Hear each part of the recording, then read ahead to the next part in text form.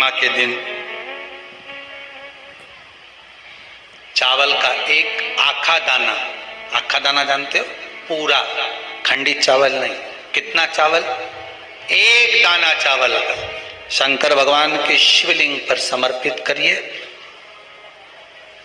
एक बेलपत्र जिसका डंडी का मुख अपनी ओर हो, जहां से चावल चढ़ाया है, उस चावल के ऊपर अपनी कामना कर कर रख दीजिए और चंद्रमौली भगवान का स्मरण करिए। कौन से भगवान? शंकर भगवान का सर्वश्रेष्ठ सुंदर नाम है चंद्रमौली। चंद्रमौली भगवान का स्मरण करिए, अपनी कामना कर कर बेलपत्र समर्पित कर कर शिव जी पर एक लोटा पानी, एक जल पात्र समर्पित करो, कलश से जल चढ़ा दीजिए, नैनों में वो जल लगाकर अपनी कामना कर कर वापिस घर को आइए। अगली पूर्णिमा आएगी, जो कामना करी है मेरा चंद्रमौली भोलेनाथ उसे पूर्ण कर ही देगा। क्यों करा जाता है पूर्णिमा का व्रत? पूर्णिमा का व्रत करने का कारण क्या है बताइए? आप इतने सालों से कर रही हो, कई माताएं कर रही होंगी पूर्णिमा का व्रत। एक समय फलाहार करती हैं, एक समय भोजन करती हैं।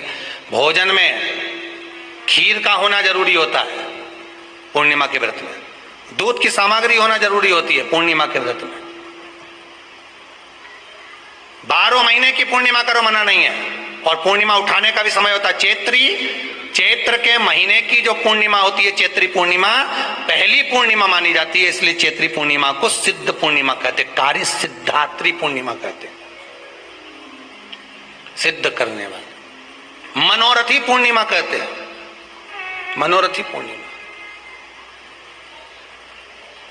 इसलिए पूर्णिमा का व्रत कहां से उठाया जाता है? चैत्र के महीने की पूर्णिमा से पूर्णिमा का व्रत उठाया जाता है कि मैं महीने की पूर्णिमा करूंगी तो वो चैत्र पूर्णिमा से उसको उठा लिया जाता है। पर उसका एक नियम रहता है, आप फलाहार करें अपनी जगह पर है, पर एक समय भोजन कर रहे हैं वो अपनी जगह पर, भोजन के साथ में मीठे के साथ थोड़ा दूध की सामग्री होना जरूरी होती है।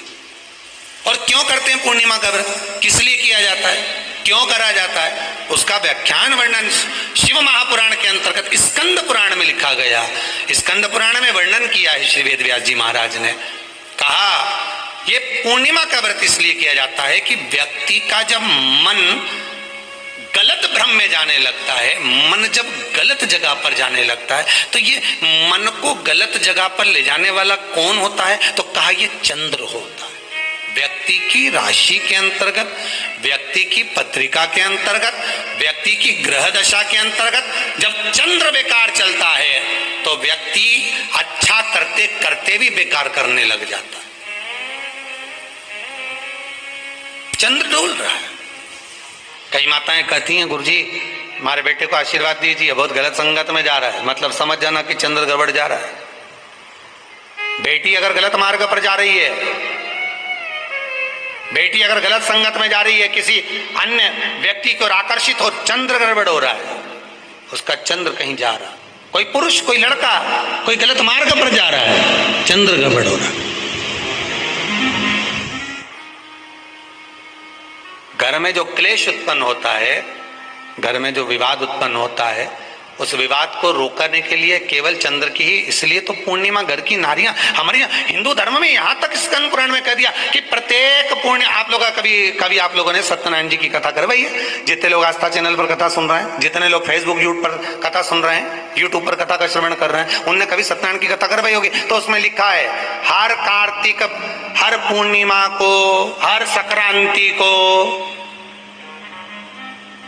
ब्राह्मण सत्यनारायण भगवान की कथा या राजा या वैश्य कथा को कराता था या बढ़िया कथा कराता। सुनी कि नहीं सुनी ये बात?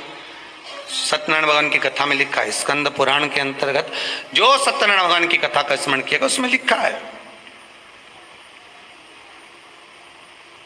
प्रत्येक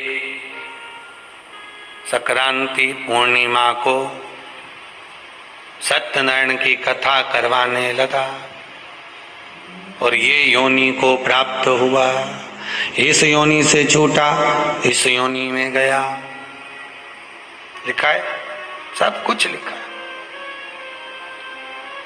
अब उत्ते से समझ जाओ कि पूर्णिमा को सत्यनारायण की कथा करने का बोला है।